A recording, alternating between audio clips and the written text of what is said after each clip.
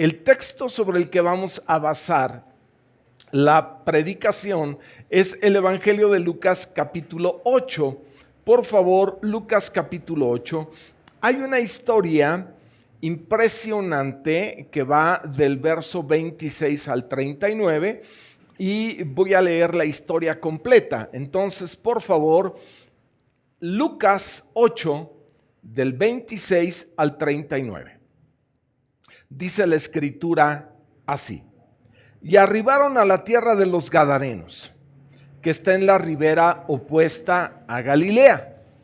Al llegar él a tierra, vino a su encuentro un hombre de la ciudad endemoniado desde hacía mucho tiempo, y no vestía ropa ni moraba en casa, sino en los sepulcros. Este, al ver a Jesús, lanzó un gran grito y postrándose a sus pies, exclamó a gran voz: ¿qué tienes conmigo, Jesús, Hijo del Dios Altísimo? Te ruego que no me atormentes. Porque mandaba al espíritu inmundo que saliese del hombre, pues hacía mucho tiempo que se había apoderado de él. Y le ataban con cadenas y grillos, pero rompiendo las cadenas era impelido por el demonio a los desiertos. Y le preguntó Jesús diciendo: ¿cómo te llamas? Y él dijo: Legión, porque muchos habían entrado en él.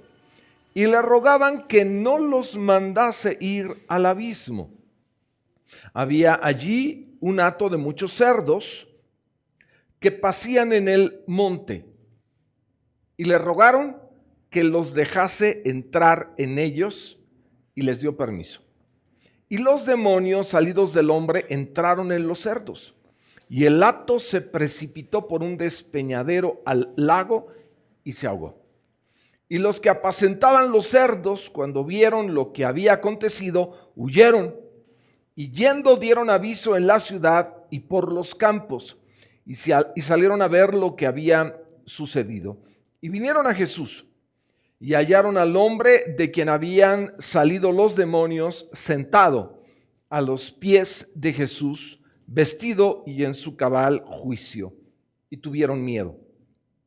Y los que lo habían visto les contaron cómo había sido salvado el endemoniado. Entonces toda la multitud de la región alrededor de los Gadarenos le rogó que se marchase de ellos, pues tenían gran temor. Y Jesús, entrando en la barca, se volvió, y el hombre de quien habían salido los demonios le rogaba que le dejase estar con él.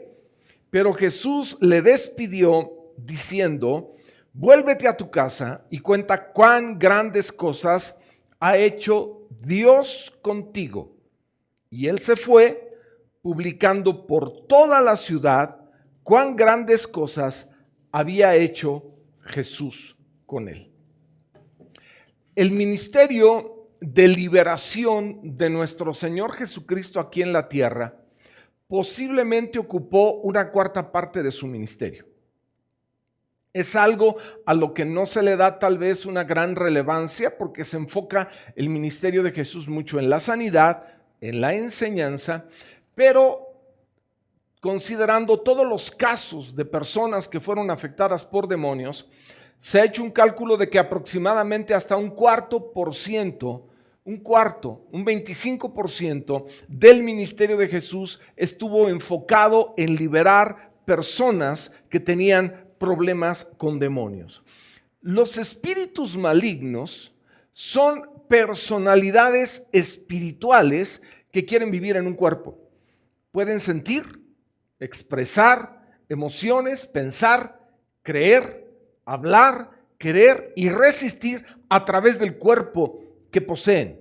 Quienes padecen este tipo de posesión se llaman endemoniados y sufren en áreas muy particulares de su vida. La Biblia nos enseña en los evangelios que los espíritus malignos se manifestaban a través de las personas en quienes entraban y usaban sus cuerpos y sus voces. Algunos pueden llegar a ser muy violentos. Siempre afectan el cuerpo, pero también afectan el alma de las personas. Algunas de las personas que llegan a ser afectadas en su cuerpo ven limitación de algún órgano, por ejemplo, sordera o ceguera, o bien algún tipo de dolor causado por espíritus malignos. Pero la influencia más común de los demonios tiene que ver con el área del alma, el área psicológica, porque una persona afectada por demonios normalmente es una persona tendiente a la depresión, lo cual no significa que una persona depresiva necesariamente está siendo atormentada por demonios, pero el signo inmediato de una persona que está siendo atormentada por demonios es la depresión. Personas que están siendo atormentadas por demonios también tienen problemas con la amargura y con el control del perdón. Una persona que los demonios le tienen atado no puede perdonar, no sabe perdonar o sencillamente no quiere perdonar. Los demonios atan las emociones de esta forma y meten a una persona en un terrible tormento psicológico. Esta es un área particular como de excelencia de manera negativa de parte de los demonios. Es un área en la que ellos se han especializado. La Escritura nos enseña también que los demonios tratan en el área de las mancias, todo lo que es adivinación. Ellos operan a través de personas que son adivinas. Entonces, cuando una persona se presenta en la tele o le escucha en la radio y que se dice ser adivina y que tiene cierto tino, usted no puede pensar otra cosa sino hay un demonio operando atrás de ella, atrás de esa persona. Los demonios operan a través de adivinos, así es que por favor, familia cristiana, no anden publicitando endemoniados a través de sus redes sociales. Porque hay quienes hablan de quienes usan estos poderes hablando de lo que viene como si fuera la gran cosa. Por supuesto que los demonios tienen estas capacidades, pero uno no puede de ninguna forma publicitar, no debe promocionar las obras del maligno, sino la obra de Dios. Suficiente Biblia tenemos como para estar hablando de gente inconversa, endemoniada, que los demonios usan para sacar adelante el reino del mal. La Biblia nos dice que cuando nuestro Señor llegó a la tierra de los Gadarenos, cruzando el mar de Galilea o el lago de Genesaret, cualquiera, el nombre es el mismo sitio. Al otro lado, al llegar, la Biblia dice que llegó a su encuentro un hombre endemoniado. La Biblia dice que este hombre tenía mucho tiempo de padecer de los demonios. La Biblia dice que este hombre estaba sin ropa, estaba desnudo. Él era de la ciudad, pero no habitaba en la ciudad, sino que habitaba en los sepulcros. Es algo muy interesante. Y la Biblia dice que le ataban con cadenas y con grillos, pero él rompía las cadenas y era impelido por los demonios a los desiertos. En resumen, uno puede observar aquí un caso extremo de la más grave posesión demoníaca que puede describirse en la Biblia. No parece que hubiera un caso superior a este. Este es un caso verdaderamente grave de control de parte de los demonios. Algo que uno debe saber es que el diablo, el enemigo, un demonio, nunca llega a la vida del ser humano sin dejar huella. El demonio va a robar.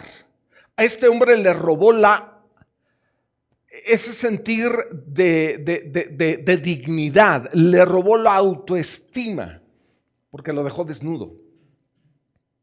Le robó el hogar, por eso vivía fuera de su casa, pero le robó la vida, por eso estaba en sepulcros. El hombre estaba robado, hurtado, vivía en una situación terriblemente deplorable. La Biblia nos enseña que tan pronto la barca donde iba Jesús llega a Genesaret, el endemoniado que habitaba en una cima los ve y desciende. Este mismo relato lo presenta Mateo y Marcos y son relatos complementarios y habla de que era una gran fiereza la que tenía. Entonces el endemoniado baja, uno puede imaginar corriendo sin importarle el daño que las piedras le hagan a sus pies, a las plantas de sus pies, baja y quiere dañar a la comitiva que acaba de llegar, los quiere agredir. Y de pronto se da cuenta quién es el jefe de esa comitiva Y cuando se da cuenta quién es el jefe, queda impresionado y cae al piso y empieza a clamar. Siempre los demonios en la Biblia gritan. Los demonios son gritones, son dramáticos, les encanta el show. Así que espero que nadie seamos parecidos a ellos, evitemos los gritos. Entonces lo primero que hace el endemoniado es clamar. Y yo observo a partir de aquí 5 ruegos que voy a tratar de ir desarrollando cada uno en esta hora, porque presentan un cuadro impresionante de una necesidad, de una crisis, pero de una solución milagrosa a la que cualquier ser humano tenemos acceso. 5 ruegos. Vamos por el primero. El primer ruego es: te ruego que no me atormentes. En el versículo 28, así es como los demonios llegan con Jesús, y cuando se dan cuenta quién es, el primer ruego que hacen es: te ruego que no me atormentes. Y a mí el cuadro se me hace muy fuerte, porque vemos a demonios rogar al Hijo de Dios. Esto no es usual. Vemos normalmente que los demonios, que el diablo ataca a la obra de Dios. Pero aquí hay un enfrentamiento directo entre quienes son los emisarios del enemigo y quien es el Hijo de Dios. Y en este enfrentamiento lo que hacen los demonios es rogar, no lo atacan, no pueden, es imposible. Reconocen que ante ellos no está un hombre.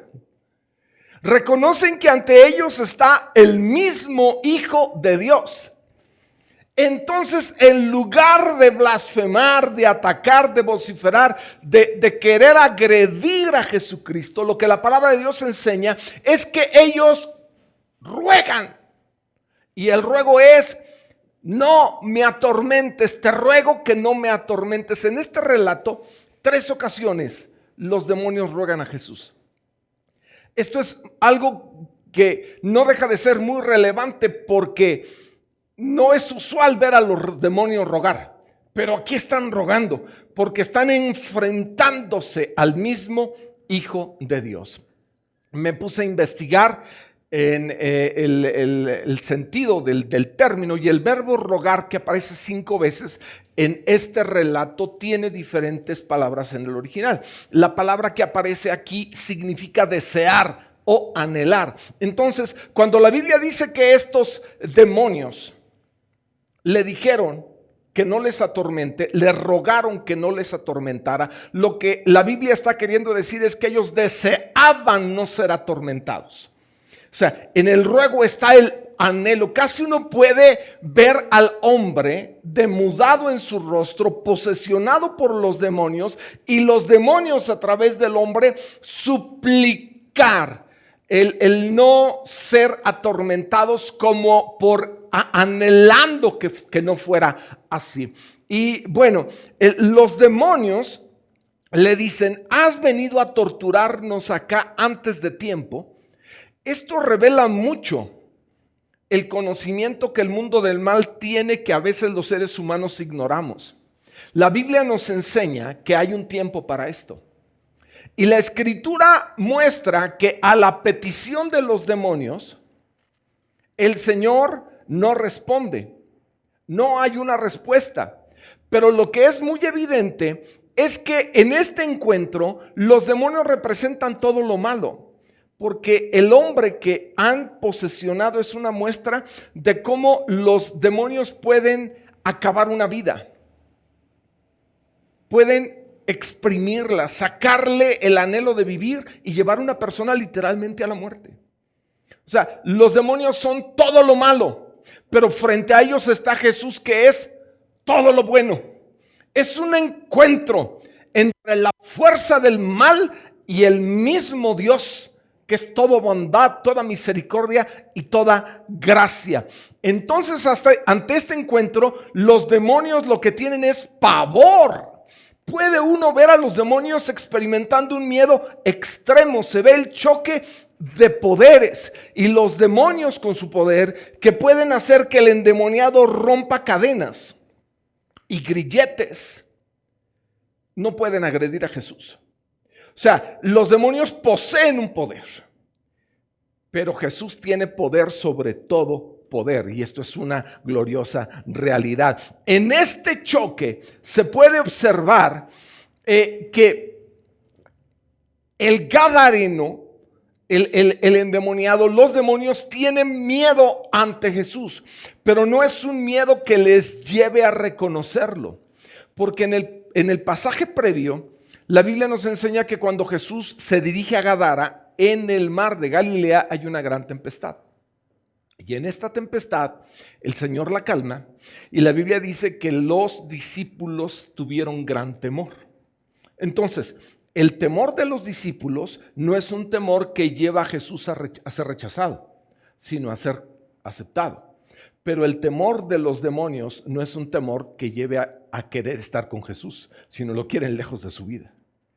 Es temor, pero hay temor que acepta y hay temor que rechaza. Y es muy importante que tú no tengas un temor a Dios que lo rechace. Ten un temor que lo busque, ten un temor que te lleve a estar en un coloquio con Él. Ten un temor que te lleve a anhelar obedecerlo, ten un temor que te lleve a anhelar caminar con Él cada día. Este es el primer ruego. Y este primer ruego me lleva al segundo. El segundo ruego es: no nos mandes al abismo. En el versículo 30 dice que le preguntó Jesús diciendo: ¿cómo te llamas?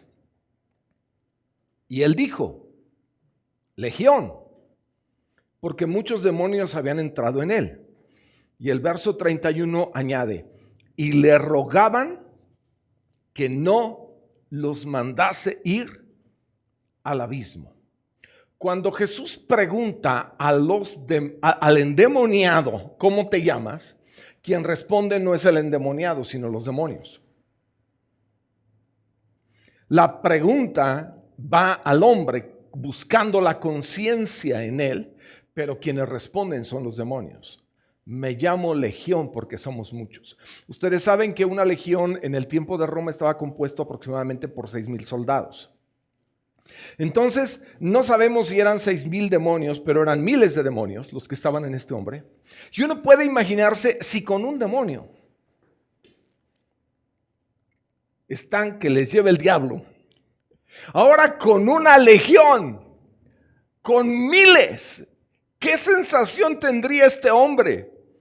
Por los años que vivió dentro de él toda esta pléyade de maldad. Qué cosa tan horrible, qué cosa tan loca, qué impresionante.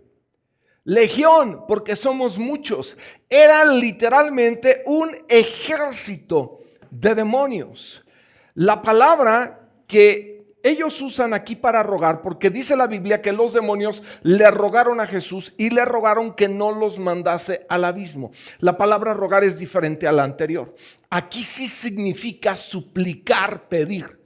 La anterior significa desear, anhelar, pero aquí es un ruego, es: no nos vayas a mandar al abismo. Es pedir de manera fervorosa. Casi uno puede ver a Jesús de pie y el endemoniado postrado, levantando las manos, gritando, con la voz distorsionada por los demonios y rogando: no nos mandes al abismo. ¿Qué es el abismo? La Biblia enseña que el abismo es el lugar donde los demonios están y están siendo en el día de hoy atrapados. Es un sitio donde están reservados los demonios, donde no pueden salir.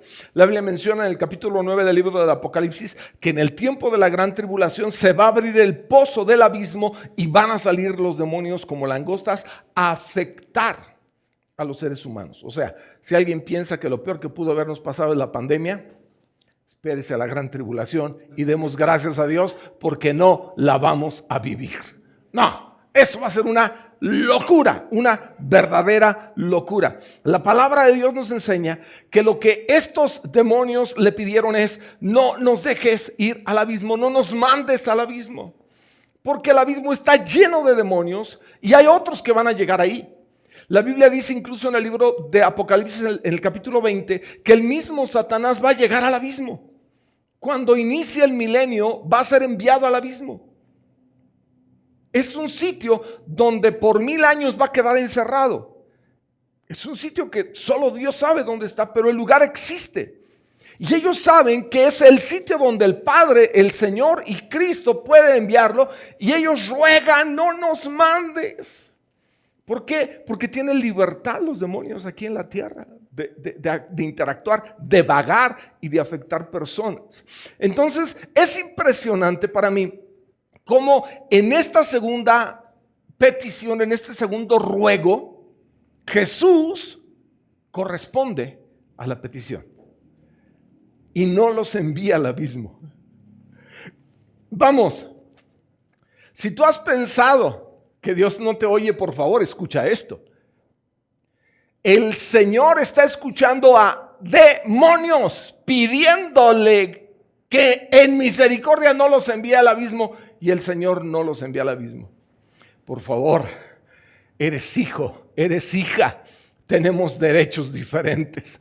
Nunca menosprecies que tus oraciones llegan al Padre. Nunca subestimes que nuestras súplicas suben y llegan a la presencia del Señor. A los demonios el Señor les concedió lo que le estaban pidiendo. No nos mandes al abismo, y el Señor lo concedió. ¿Por qué no los mandó al abismo? Porque todo tiene su tiempo. Y no era el tiempo. Podría haberlos enviado, pero no quiso. Porque el Señor, en su sabiduría, en su soberanía, determinó que esto no llegara. Habrá de llegar el tiempo en que vayan al abismo, pero el Señor dijo: no es el tiempo. Me impresiona a mí que estos demonios tienen un reconocimiento para con Jesús impresionante. Fíjese, Marcos dice que el endemoniado corrió hacia Jesús y se arrodilló. Los otros evangelistas hablan de que se postró. Entonces, no es que el endemoniado estaba de pie ante Jesús como de tú a tú. No hay tal cosa. El endemoniado cayó a piso porque está por debajo de quien es el Señor. Nunca igualemos la fuerza del bien y del mal. No hay tal cosa como un yin y un yang. No hay tal cosa como que están al parejo el uno que el otro. Esto no es cierto. El Señor está por encima de toda maldad. Dios está por encima de todo demonio. El bien está por encima de todo mal. No son parejos, no son equiparables. El Señor vence al enemigo y está por encima. Hay muchas personas que se muestran orgullosas y soberbias contra el Señor porque carecen del temor a Dios. Pero está escrito que va a llegar el día en que toda rodilla se va a doblar y toda lengua va a confesar que Jesucristo es el Señor, para gloria de Dios Padre. Vemos a los demonios arrodillados delante de Cristo. Y vamos a ver a millones de personas con el corazón soberbio que han blasfemado, que han vituperado al Señor, inclinarse ante el Rey de Reyes y Señor de Señores y reconocer que Él es Dios. Vale más la pena que tú y yo lo hagamos de una vez y que lo hagamos con todo el corazón, que sepamos que Él es nuestro Dios, porque habrá de llegar el tiempo en que la fuerza del Espíritu Santo hará que se doblen todos reconociéndolo como Dios. Hoy tú y yo lo hacemos con alegría. Nos postramos, nos arrodillamos, levantamos nuestras manos y le decimos: tú eres mi Dios. A ti el honor, la gloria, el reconocimiento. No hay nadie como tú. Bendito seas por toda la eternidad. Gloria a Dios por siempre. Tercer ruego. Los demonios están rogando y dicen que no, que los dejase entrar en los cerdos. El versículo 32 dice: había allí un hato de muchos cerdos que pasían en el monte, y le rogaron que los dejase entrar en ellos, y les dio permiso. Es muy interesante que hubiera cerdos en Israel, porque es un animal inmundo. La figura no puede dejar de ser tan obvia. Los espíritus inmundos entraron en animales inmundos. No entraron en ovejas, entraron en cerdos. Y si eran judíos los que tenían estos animales, la mayoría de los comentaristas considera que eran gentiles, eran personas no judías, porque los judíos difícilmente hubieran tenido un hato de 2,000 cerdos. Esto, aunque era un negocio, no era algo factible para el pueblo de Israel, que tenía la prohibición de ese tipo de animales. En el vecindario, en la ladera, estaba paciendo este hato de cerdos. La Biblia dice que eran como 2,000 en Marcos capítulo 5, verso 13. Entonces los demonios le pidieron permiso a Jesús. En el original, aquí el ruego, la palabra rogar es la misma palabra anterior, parakaleo, que significa suplicar, pedir fervientemente. Y la Biblia dice que Jesús se los concede. Otra petición: no nos mandes al abismo. Ok, déjanos ir a esos cerdos. Ok. El Señor respondiendo afirmativamente: ruegos de demonios. No deja de sacudirnos.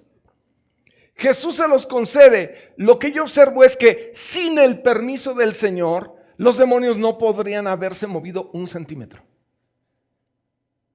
Tuvieron que pedir permiso. Estaba ahí la autoridad máxima del universo. No se la podían brincar. Hacen lo que quiera pero estaba presente ahí. ¿Nos das permiso? Por favor. Le rogaron. Y dice que el Señor les concedió su petición en el versículo 33. Y los demonios salidos del hombre entraron en los cerdos, y el hato se precipitó por un despeñadero al lago y se ahogó. Ahora, aquí hay algo muy importante. La Biblia dice que el diablo no vino sino para hurtar, matar y destruir. El enemigo siempre va a perjudicar. Este acto tenía la mentalidad de perjudicar. Primero, no pudieron destruir al hombre. Se metieron a los cerdos y los destruyeron. Los precipitaron al mar y los destruyeron.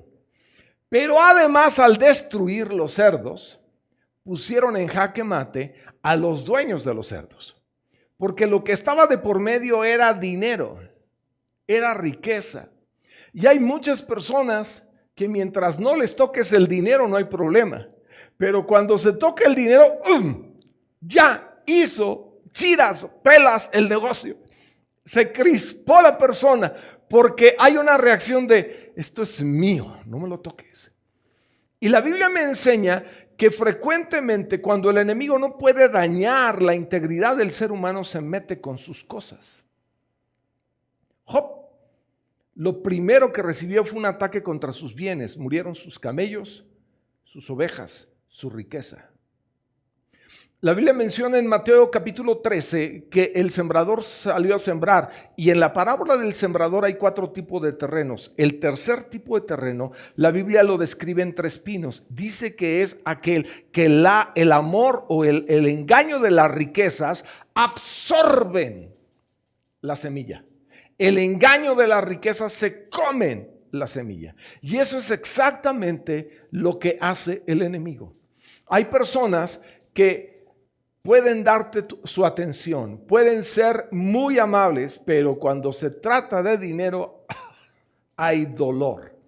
Hay dolor. Yo observo que lo que está de por medio en el mundo del mal es una estrategia para afectar siempre, para robar, para destruir. Y uno debe de estar muy apercibido. Por eso las cosas que Dios nos da debemos usarlas, pero no amarlas. Usa lo que tienes y agradece a Dios por lo que Dios te da. Pero finalmente son cosas, y como cosas uno las deja, Uno no se ata a ello, uno no las ama, uno las debe aprender a soltar cuando es necesario. Y esto me lleva al cuarto ruego. El cuarto ruego es: aléjate de nosotros. El versículo 37.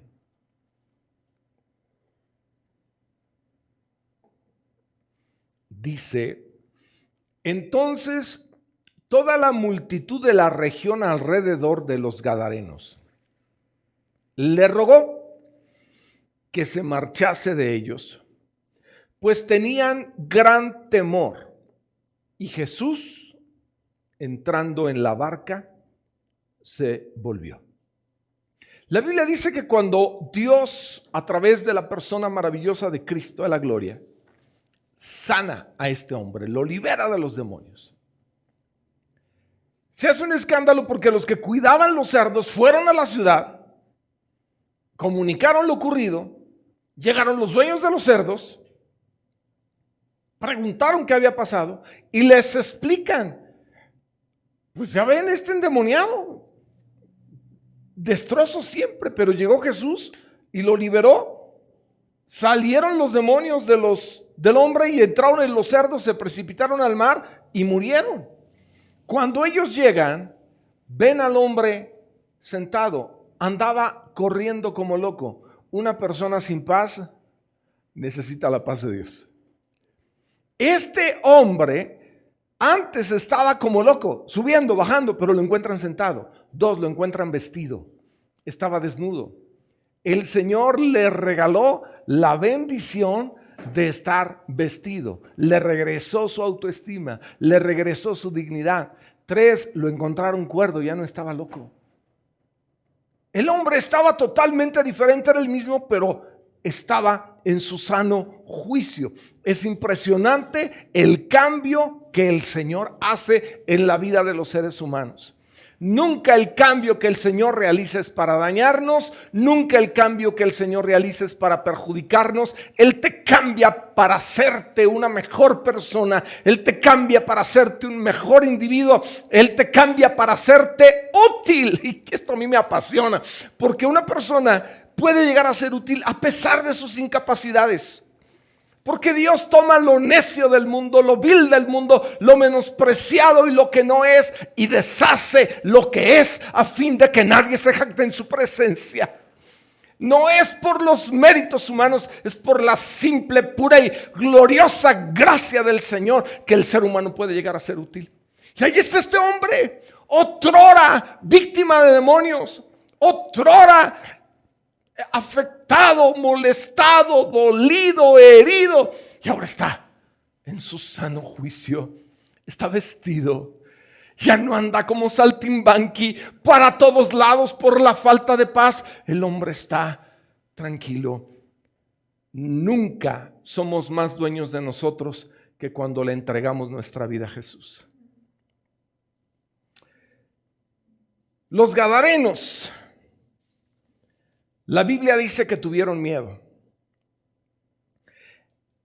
Y vea usted algo que es impresionante. Para este grupo de personas les pesó más el haber perdido a los cerdos que al haber recuperado un hombre. Vivimos tiempos en los que muchos consideran de más valor una mascota que un niño en el vientre. Vivimos tiempos en los que para muchos es más importante y más digno un animalito, cualquiera que éste sea, que la vida de un ser humano. Hay luchadores por los animales, pero no son luchadores por la vida humana. Y lo que yo observo es que en la escala de valores de los Gadarenos, las posesiones materiales que estaban representadas por los cerdos, les pegó, les dolió. Mire, hay personas que les fastidia cómo Jesús puede llegar a alterar una vida. Él es un revulsivo. Nadie puede estar igual cuando recibe a Cristo que antes de conocerlo, pero el cambio nunca es para mal, nunca es para mal y siempre es para bien. Porque cuando llega Jesús nunca te va a dejar igual.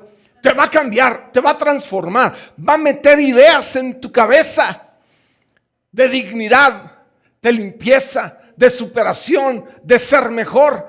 Y puedes, con la gracia del Señor, anhelar eso que tú ves, eso que tú sueñas, y Dios te da los recursos para llegar a hacer eso que es posible en su nombre.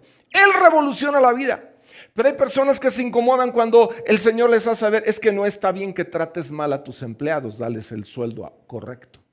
Y eso duele a algunos. Y es que no está bien que rentes este espacio a este precio, primero píntalo y lávalo. Y eso duele. Y es que no está bien que maltrates a tu esposa cuando es tu prójimo. Y hay misóginos que viven maltratando a la mujer. Entonces hay quienes actúan como los gadarenos y le dicen a Jesús, vete y déjame en paz. Le rogaron que se marchase. Es el cuarto ruego. ¿Para qué? Para prevenir un daño económico mayor. A ellos lo que les importaba es, encuentra otro gadareno y nos deja sin cerdos, nos deja sin dinero. Y los valores de este mundo con frecuencia llegan a ser más fuertes que los valores del cielo. No permita que esto pase en su vida. ¿Qué hizo Jesús? Al final del verso 37 dice, y Jesús, entrando en la barca, se volvió. Qué impresionante. En este relato yo voy de impresión en impresión. Esta ciudad podría haberse beneficiado con la mayor revolución de la historia al permitir que Cristo llegara a la vida de los gadarenos y el revulsivo modificara la estructura de vida y les regalara una vida diferente. ¿Pero qué hicieron? Lo sacaron. Vete. Le rogaron que se fuera. Estuve viendo y la palabra que se utiliza aquí para rogar no es ninguna de las dos anteriores, es otra palabra diferente. En el original, rogar aquí es un verbo que significa pedir de manera que uno pregunta. Entonces, casi puedo oír al líder de los gadarenos acercarse a Jesús y decirle, ¿serías tan amable de marcharte? ¿Serías tan amable de irte? Y Jesús se fue. Nunca el Señor va a estar donde no es recibido. Nunca va a estar donde no se le quiere. Él nunca va a imponer su presencia ni su persona. Pero ¿en qué cabeza de locos cabe el rechazarlo? ¿En qué cabeza de locos cabe el expulsarlo de tu vida? Si Él es lo mejor que nos puede suceder. Por haber preferido los cerdos, perdieron al Salvador y la esperanza que Él podría haber generado para toda esta comarca. Rogaron el ruego más tenebroso, más triste, más dramático. Vete. Nunca le pidas al Señor que se vaya de tu vida porque lo puede hacer. Al contrario, pide que nunca se vaya. Ruega que esté contigo. Anhela su presencia, ama su presencia, valora su presencia. Aprende a entender que sin Él tú y yo somos un cero a la izquierda. Carecemos de vida, carecemos de esperanza, carecemos de perdón, carecemos de salvación, carecemos de acceso con el Padre, carecemos de todo. Pero bendito sea Dios por Jesucristo, porque a través de su Hijo, tú y yo tenemos acceso al Padre y acceso a todo lo que Él nos da. Y esto me lleva al quinto y último ruego. Y el quinto ruego es, déjame estar contigo. Los versículos 38 y 39 dicen, y el hombre de quien habían salido los demonios le rogaba que le dejase estar con él. Pero Jesús le despidió diciendo, vuélvete a tu casa y cuenta cuán grandes cosas ha hecho Dios contigo. Y él se fue publicando por toda la ciudad cuán grandes cosas había hecho Jesús con él. Este hombre, una vez que cobró conciencia, no quiso permanecer con el grupo de gadarenos que habían rechazado a Jesús. Ya no sentía que fuera su familia. Ya no sentía que fuera su gente.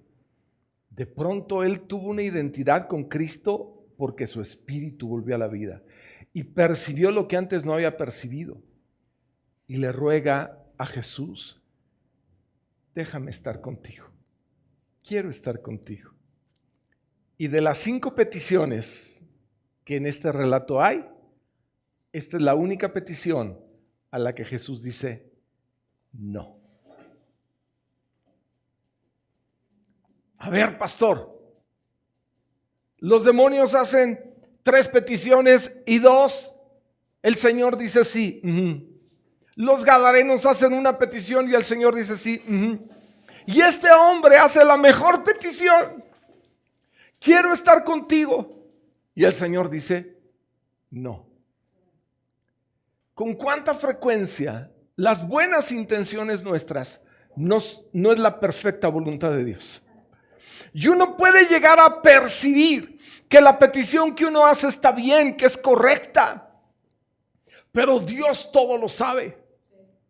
El Señor no le dijo solo no, le dijo: ve a tu casa, a los tuyos, y cuenta cuán grandes cosas ha hecho Dios contigo.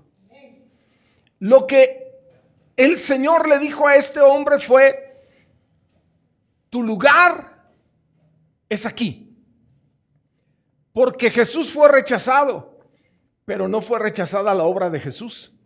Así que él dejó un embajador suyo en ese lugar. Un hombre que revolucionaría toda esa área. Hay una serie de historias que hablan de que este hombre llegó a ser un santo. Un hombre totalmente cambiado que cambió Gadara por el poder del evangelio. Uno no sabe en qué medida la respuesta de Dios va a tener una trascendencia enorme. Hay personas que me están escuchando, me están viendo y que pueden pensar: pastor, es que yo he pedido tanto al Señor que me diera esto. Y puede que la respuesta de Dios haya sido no. Y cuando Dios dice no, tú y yo tenemos que aprender a confiar que la respuesta de Dios es perfecta, porque Dios no se equivoca. Y si Él te ha dicho no, no es porque te aborrezca, no es porque te quiera sufrir, porque tiene algo que es mucho mejor para ti. La respuesta del Señor siempre tiene que ver con lo excelente. Uno es incapaz de ver todos los detalles, es incapaz de ver todas las cosas, pero Dios sí lo ve. Entonces el Señor supo. Mire, hay mucha gente que quiso seguir a Jesús, pero Él eligió solo a 12. Muchos quisieron seguirlo, pero Él dijo 12. Pero a este hombre no le cerró la puerta, le dijo: está abierta, eres mi embajador, eres mi representante en este lugar. Ve y háblales de lo que Dios ha hecho contigo. La Biblia dice que fue por todos lados y habló de lo que Jesús. Es impresionante. Jesús le dice: velo y di lo que Dios ha hecho contigo. Y entonces la Biblia dice que él fue y habló de lo que Jesús había hecho con él. No se puede dejar de ver que Jesús es Dios. Ahí está evidentemente este mensaje. Y el hombre cumplió la voluntad del Señor. Si a tu petición has recibido un no de parte del Señor, no te sientas mal, porque la voluntad de Dios es perfecta. El no de Dios no conlleva sufrimiento, sino una excelencia en su respuesta. Cuando hay un no de Dios, involucra propósitos gloriosos. Tenemos que aprender a que Dios no nos aborrece, a que Dios no nos odia, a que Dios no está queriendo que tú y yo suframos, sino que a veces la respuesta de Dios cuando es no, es porque hay de por medio propósito y provecho. Por favor, muchachos, necesitamos, querida familia, entender esto.